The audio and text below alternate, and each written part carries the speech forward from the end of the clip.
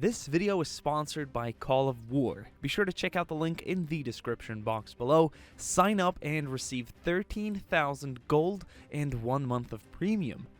All the footage from part 3 of our previous game was lost during a move. Very sorry about that, but a new story is about to be written.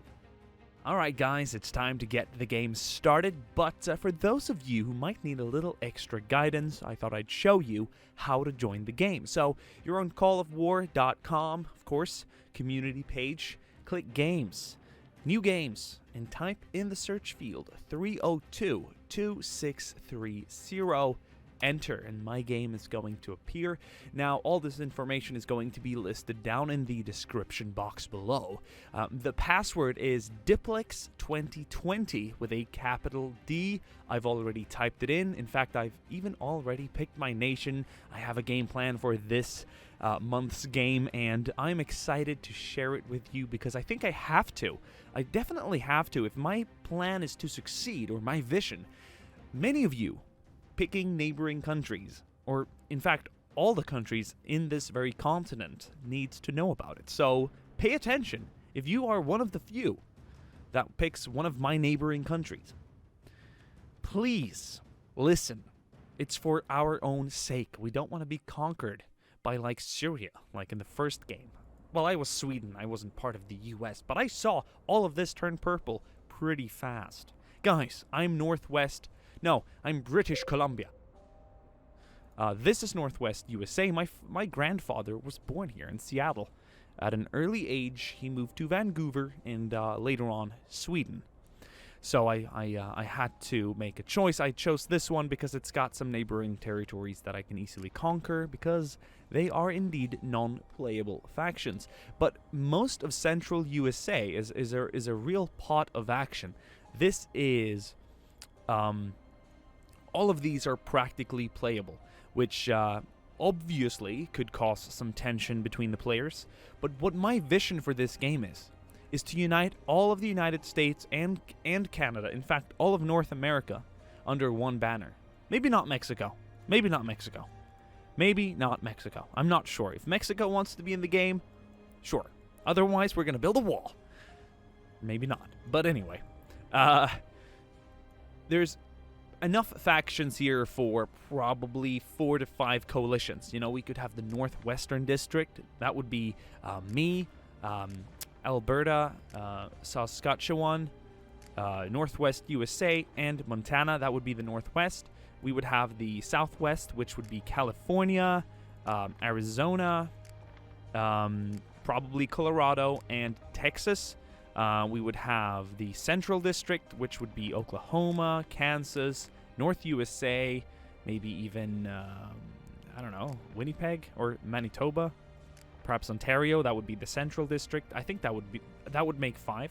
We would have the East Coast, or the Southeast, which would be Kentucky, South USA, Carolina, Virginia, and Illinois. And then we'd have the Eastern District, like Ontario, New England, Quebec. I don't believe these are ever playable. I think these are all AI nations. I'm not sure if there's any other AI nations I've forgotten in here, but that would be so cool. We would unite all the borders, everything would shine up and light up, and we would have... we would be a powerhouse. And, you know, no one could touch us. Because if we don't stand together, we will be taken advantage of. I've noticed that. I've seen that happen. I've seen the United States tear each other apart as foreign nations have invaded across the Atlantic. I've seen Africa tear itself apart with South American powers invading. I've seen Europe tear itself apart just to be swallowed by the Great East. Stand together. I would like to see a war of continents here. I would like to see people think beyond just their own coalition. I would like to see bigger alliances. Now, I can't control you guys. There's 99 other players in this game I cannot control. In my first game as Sweden, I had a fairly easy start. Okay, we got Finland, which is by all means a player nation, but we had Norway. We had Denmark that I could easily conquer early on. I would ally Finland, I allied Arkhangelsk, and we created a bit of a pact here. in the Baltic. But later on, as other nations attacked Central Europe and the East, I could move south and east and form my own little empire. Unfortunately, I do believe I overstretched myself by invading Northeast America, Canada, and the East Coast. Sweden had no business here, even though, practically, a long time ago, we were here. There is a Stockholm here somewhere. We had a lot of colonial people, or not. They weren't really, it wasn't like a colony, but we had a lot of Swedes who emigrated during the 1800s. So there were a lot of Swedish-speaking people here. I think that's like in Fargo, this area in Minnesota. Minnesota is a Swedish-heavy kind of deal, I believe, around here.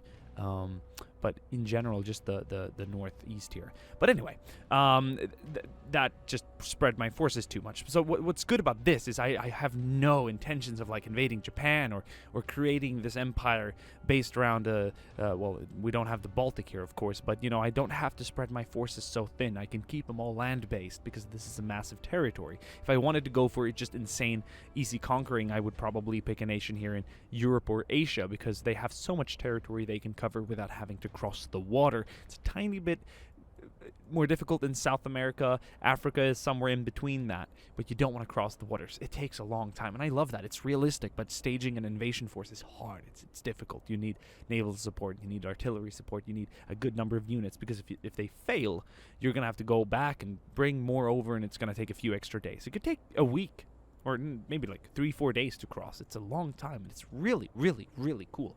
Guys, in the second game that I unfortunately could not finish my coverage of, I played as the UK.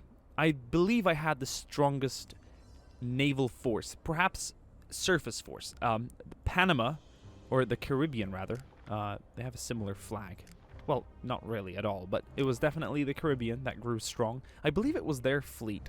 Was it another one? Could it have been some Brazilian faction? Ooh.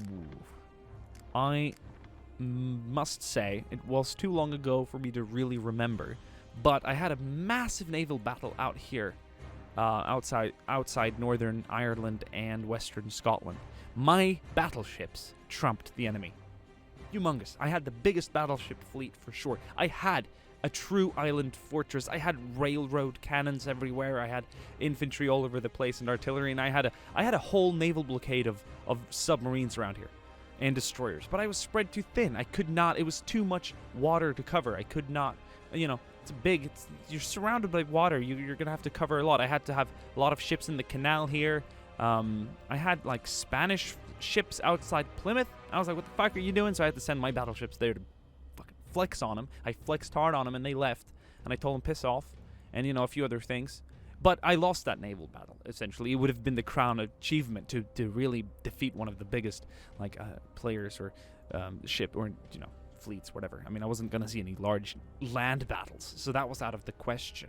But the submarines trumped my battleships. So that was cool, and I realized, God, it's so difficult to really maintain a big naval power because you need all these different ships, and do I need cruisers? Do I need battleships? Do I want carriers? Do I need submarines? And at the same time, you can only research so much, and it costs a lot once you get up into the heavy tiers.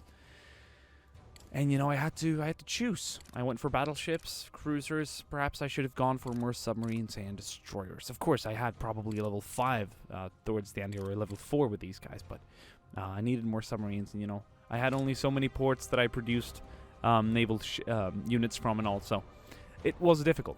It'll be different this time around. This is going to be like a mix of Sweden and the UK in terms of my strategy to stay uninvolved, not to fight as many people. I'm not aiming to fight any of my neighbors. In fact, I'd like to ally them. I'm not sure what they feel like. I don't know, guys. I don't know, but I want this to be a good game, and I want the United States to stay united in times like these. It would be fun to see so many players fight so many other players at the same time. We're talking like a dozen versus another dozen, instead of just having everyone pick at each other without seeing the bigger picture. Some people are warmongering crazies who will fight their neighbor over personal vengeance instead of uniting to survive the game, because you have powers that are out of your vision that I know for sure are on their way to attack you and to destroy you. Instead, you could ally. You could just abort the fighting. I mean, yeah, you've lost territories and troops to each other, but you will die eventually. No matter who survives in that conflict, one of you will die to the greater power.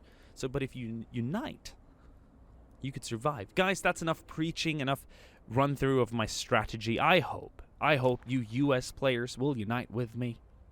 We can form the Northwestern District, the Southwestern District, the Central District, the Southeastern District, the Northeastern District. We can have a fucking powerhouse. And I tell you, the Africans will do the same.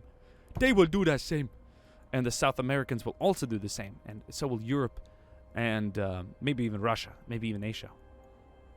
Big powers, big wars, big guns, big money, big Diplex. Let's go, guys. This is what I'm talking about. This is the game we all deserve. Thank you so much for watching this video. Thank you once again to Call of War for making this a possibility. I will see you guys soon again. Until next time, you guys enjoy. Ciao.